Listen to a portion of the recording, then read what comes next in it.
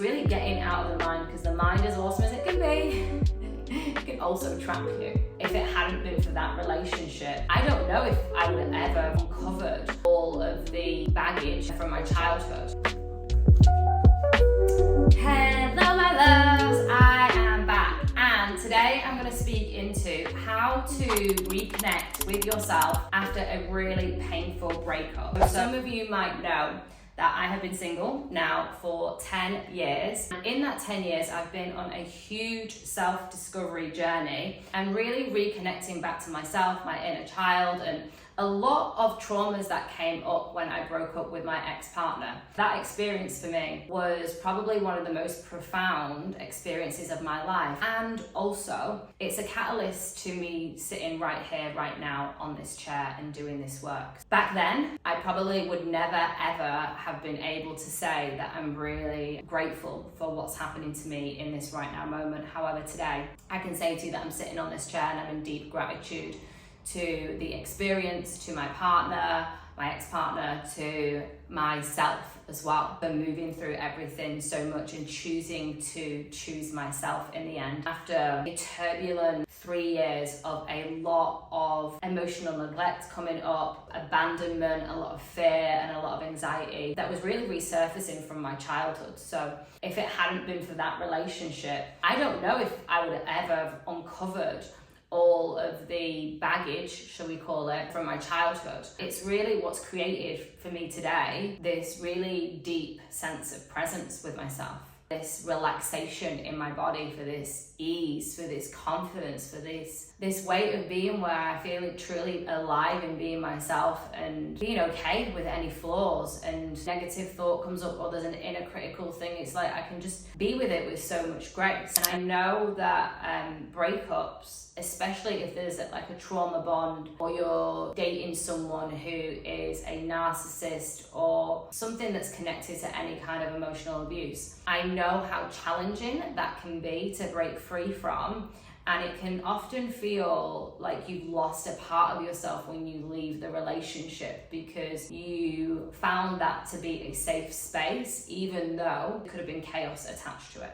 Even though there could have been toxicity and a behavior from another person that has been really detrimental to your mental and emotional well-being. So in breaking free of something like that, it takes a lot of courage. So I just want to honor you that if you've already stepped away from it. So I just want to acknowledge and celebrate you for that. And I also just want to share, if you're still in something like this, it's absolutely okay to be in the breakup, makeup type of dynamic that can sometimes happen in these soul contract connections, as I like to see them. One of the things that I've learned from my mentors is that everything's always working out for us. I didn't kind of see it at the time because I was still in my healing process. I was still exploring inner child. I was still holding a lot of resentment and anger towards my parents, towards my ex, and also towards myself. I think it had got to this point where I was like so sick of my own shit that I, every single day, was just feeling very low.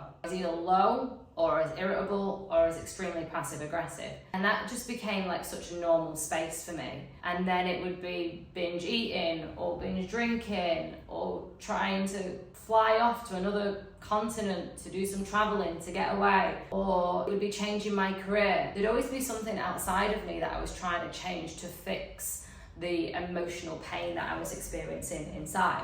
Through this journey, a self-discovery, a reawakening, I like to beautifully sometimes call it as well with my clients an unfolding, because it's really unlearning a lot of patterns that are detrimental essentially to your each and every single day. One of the things that's been beautiful for me is to be held in my emotions, to be held and honored in my truth. Even if the truth wasn't aligning with where I wanted to be, if it was still attached to a story and I was still sitting in victim, having that safe space for others to really love, honor and accept me exactly where I was, right there, right then, has been really powerful. Another thing that's been incredible is body work. Really getting out of the mind, because the mind, as awesome as it can be, can also trap you.